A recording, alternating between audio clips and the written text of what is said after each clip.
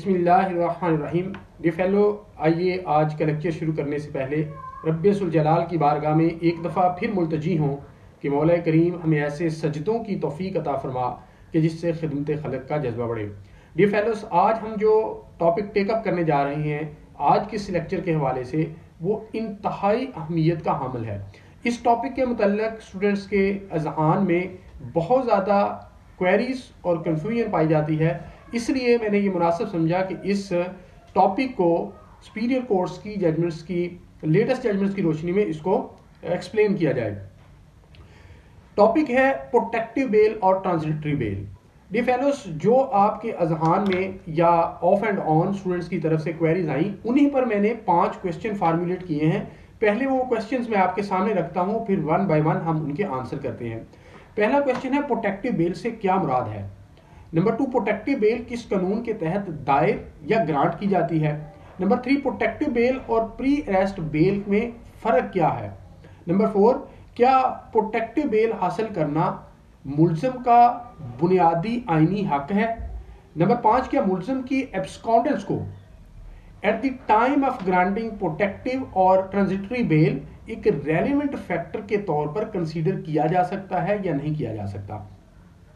Dear fellows, इस topic पर जो जजमेंट्स भी बहुत कम मिलती हैं, लेकिन एक लेटेस्ट जजमेंट जो honourable Lahore high court Lahore की तारिक सलीम शेख साहब की है, वो बड़ी कम्प्रीहेंसिव है और बड़ी लीडिंग जजमेंट है। मैं वो आपके सामने अभी वो अप्रूव हुई है रिपोर्टिंग के लिए, लेकिन अभी तक रिपोर्ट नहीं हुई क्योंकि लेटेस्ट जजमेंट है। इसकी रोशनी में इन्होंने सारी जजमेंट्स को स्कैन किया है, एग्जामिन किया है और उसके बाद जो है वो प्रोटेक्टिव बेल पे अपनी फाइंडिंग दी है। ये जजमेंट है रिट पिटीशन नंबर में आई, रिट पिटीशन नंबर जिसमें ये I 49287 of 2021, Malak Azmatullah versus federation of Pakistan etcetera. Dear fellows, इस जजमेंट के अंदर ऑनरेबल जस्टिस तारिक सलीम शेख साहब ने प्रोटेक्टिव बेल को आइडेंटिफाई किया 6 चीज़ों के साथ या 6 चीज़ों के साथ, जिससे हम ये कह सकते हैं कि अगर ये चीज़ें इनके अंदर हों तो इसको हम प्रोटेक्टिव बेल कहेंगे। सबसे पहले उन्होंने कहा कि protective bail is granted to enable the accuse to approach the concern court for remedy. यानी इसकी जो ग्रांट करने का बुनियादी मकसद ये है कि एक अक्यूज्ड जिस अदालत से उसने प्री अरेस्ट बेल जाके करवानी है, जो कॉम्पिटेंट और कंसर्न कोर्ट है, वहां तक पहुंच सके और उसे अरेस्ट किया जा सके। दूसरी, the high court does not touch the merits of the case while granting protective bail. दूसरी बात इसकी में ये आई कि इसको हाई कोर्ट ग्रांट करेगी और हाई कोर्ट जब ग्रांट करेगी तो मेरिट्स ऑफ द केस को टच नहीं करेगी। तीसरी बात, protective bail has a limited purpose and is for a fix period, और ये एक लिमिटेड टाइम बाउंड, एक लिमिटेड पीरियड और स्पेसिफिक पीरियड के लिए होगी। Number 4, it is not in the nature of anticipatory or pre-arrest bail granted under section 498। ये section 498 के तहत प्री अरेस्ट बेल जो ग्रांट की जाती है ये उस नेचर की नहीं है। This is altogether from anticipatory या pre arrest bail. Number 5, when the accused appears before the concerned court, it deals with him independently and protective bail does not entitle him to pre-arrest bail as a right। ये bell का grant करना कोई भी facilitation या कोई भी फायदा जो है वो अक्यूज को नहीं दे सकती। अदालत जो है प्रोटेक्टिव बेल को सिरे से मद्देनजर ही नहीं रखेगी प्री अरेस्ट बेल ग्रांट करते हुए। Number 6, the order of protective bail essentially restrains the police from arresting the accused person for a certain period, so technically it is not a bail, it is a time bound restraint order, not a pre arrest bail. और categorically conclude करते हुए ये कहा justice साहब ने कि ये pre arrest, ये बेल सिरे से है ही नहीं, ये एक रेस्ट्रेंट ऑर्डर है which is issued by the high court to restrain the police from the arresting of the accused person. अब दूसरा क्वेश्चन हमारा यह है कि प्रोटेक्टिव बेल किस कानून के तहत दायर की जाती है। इसी जजमेंट के अंदर ऑनरेबल जस्टिस साहब ने यह कहा कि CRPC 1898 के अंदर इसके मुतल्लिक कोई प्रोविजन मौजूद नहीं। अलबत्ता हाई कोर्ट जो है वो article 19 of the constitution of Pakistan और सेक्शन 561A CRPC के तहत इनको ग्रांट करती हैं। यानी स्पेसिफिकली इस प्रोटेक्टिव बेल के हवाले से कोई प्रोविजन नहीं है। आर्टिकल 19 कॉन्स्टिट्यूशन ऑफ पाकिस्तान और 561 ए सीआरपीसी के तहत इनको ग्रांट करती हैं। तीसरा हमारा क्वेश्चन ये है कि प्रोटेक्टिव बेल और प्री अरेस्ट बेल के अंदर फर्क क्या है। सबसे पहला फर्क तो ये है कि जो प्रोटेक्टिव बेल है that is always granted by the high court, whereas जो प्री अरेस्ट बेल है that can be granted either by the session court और द हाई कोर्ट। दूसरा इनके अंदर जो बेसिक डिफरेंस है वो ये है कि प्रोटेक्टिव बेल के अंदर जो मेरिट्स हैं वो सिरे से डिस्कस ही नहीं किए जाते, जबकि हम जब प्री अरेस्ट बेल को देखते हैं तो प्री अरेस्ट बेल के अंदर मेरिट्स डिस्कस किए जाते हैं और 3 ग्राउंड जो है या 3 चीजों पर जो मुलजम है उसने अदालत को सेटिस्फाई करना होता है कि मुझे ग्रांट की जाए प्री अरेस्ट बेल इन 3 वजूहात की वजह से। पहली ये है कि अरेस्ट, उसकी जो अरेस्ट है that is being made for ulterior motive such as humiliation and unjustified harassment. दूसरा, prosecution motivated to cause irreparable injury to reputation and liberty, उसकी आजादी और उसकी रेपुटेशन को ऐसा नाकाबिले तलाफी नुकसान पहुंचाना चाह रहे हैं। Number 3, motivation of police on political consideration, और तीसरी बात यह है कि उसकी जो अरेस्ट है पुलिस उसको सियासी बुनियादों पर जो है वो अरेस्ट करना चाहती है।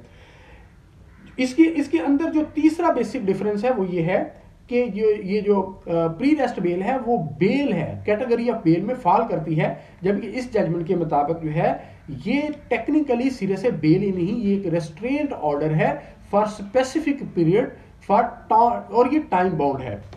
चौथा जो क्वेश्चन है, क्या प्रोटेक्टिव बेल हासिल करना बुनियादी हक है। इसमें मैं थोड़ा सा डायलेट ओपन करूंगा कि बुनियादी तौर पे अगर ये सीआरपीसी के जस्टिस साहब के बकौल के सीआरपीसी के अंदर ये कोई सेक्शन ही मौजूद नहीं है तो फिर आर्टिकल 199 कैसे इन्वोक किया जा सकता है। आर्टिकल 199 तो इन्वोक किया जाता है for the enforcement of the fundamental rights. अच्छा, अब या वो जो रिट्स जो है आर्टिकल 199 के अंदर दी गई हैं for the issuance of for the purpose of issuance of those writs जो है वो आर्टिकल 199 जो है वो इन्वोक किया जा सकता है। क्या ये उन रिट्स में फॉल करता है या ये फंडामेंटल राइट्स में फॉल करता है। इसी जजमेंट के अंदर बड़ी डिटेल के साथ ऑनरेबल जस्टिस साहब ने इसको एक्सप्लेन किया। इन्होंने कहा कि ये जो बुनियादी तौर पे प्रोटेक्टिव बेल है या ट्रांजिटरी बेल है ये अंडर राइट टू एक्सेस जो फंडामेंटल राइट है अक्यूज का उसके तहत उसे ग्रांट की जाती है।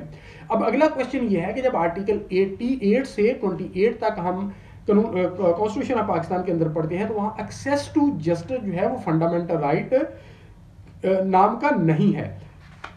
इन्होंने पूरा एक्सप्लेन करते हुए जितनी भी प्रीवियस जजमेंट थी उनको स्कैन करते हुए ने ये कहा कि जब UDHR United universal declaration of human rights 1948 का जब हम मुताला करते हैं और फिर पाकिस्तान के अंदर एक्सेस टू जस्टिस के हवाले से जजमेंट्स हैं उनको स्कैन करते हुए हम देखते हैं तो सुपीरियर कोर्ट्स ने एक्सेस टू जस्टिस को फंडामेंटल राइट के तौर पे ट्रीट किया है।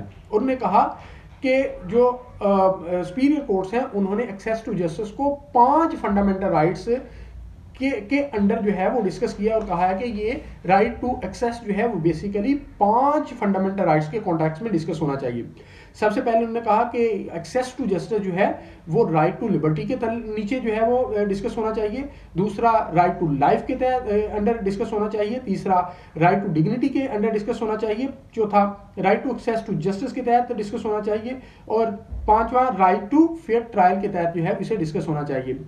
इनने कहा कि राइट टू एक्सेस नहीं जब दिया जाएगा उसे कंपिटेंट कोर्ट तक पहुंचने का मौका नहीं दिया जाएगा तो बेसिकली आप उसे इन 5 फंडामेंटल राइट से डिप्राइव कर रहे हैं।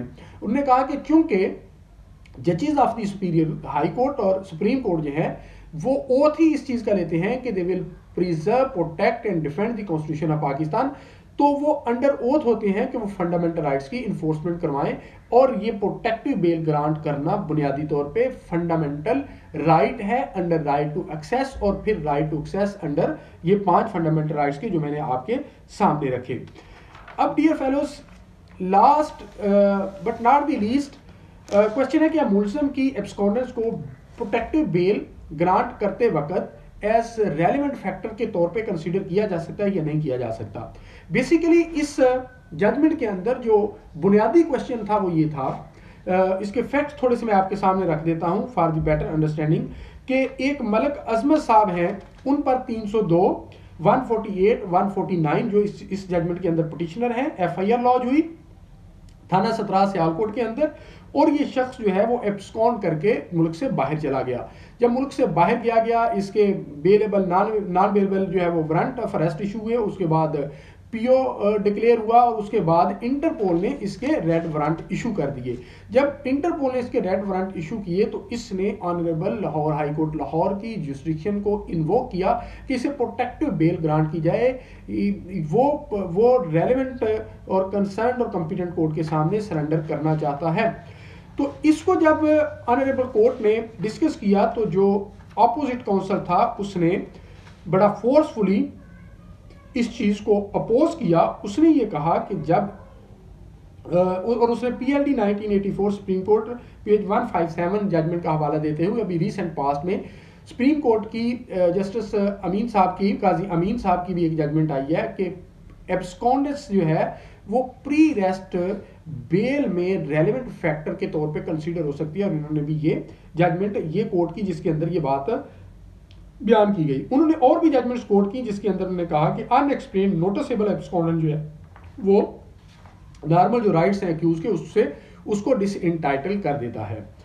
अब इस जो अपोजिट काउंसिल के इन आर्गुमेंट्स का जवाब देते हुए जस्टिस साहब ने ये कहा कि ये बात ठीक है कि प्री रेस्ट बेल में ये चीज़ें रेलेवेंट फैक्टर के तौर पे कंसीडर हो सकती हैं, सुप्रीम कोर्ट की जजमेंट मौजूद हैं, लेकिन टू हिज अंडरस्टैंडिंग उन्होंने कहा कि ये सिरे से प्री रेस्ट बेल ही नहीं है, ये एक रिस्ट्रेंट ऑर्डर है जो कि under fundamental right to access और बकिया जो 5 फंडामेंटल राइट्स जो है उन्होंने इन्यूमरेट की उसके तहत ग्रांट किया जाता है और ये सिरे से बेल है ही नहीं। इसलिए एब्सकॉन्डेंस को at the time of granting protective bail और ट्रांजिटरी बेल जो कि उर्फ आम में मशहूर हो गया है टर्म, उसमें एब्सकॉन्डेंस जो है वो रेलेवेंट फैक्टर के तौर पे कंसीडर नहीं की जाएगी।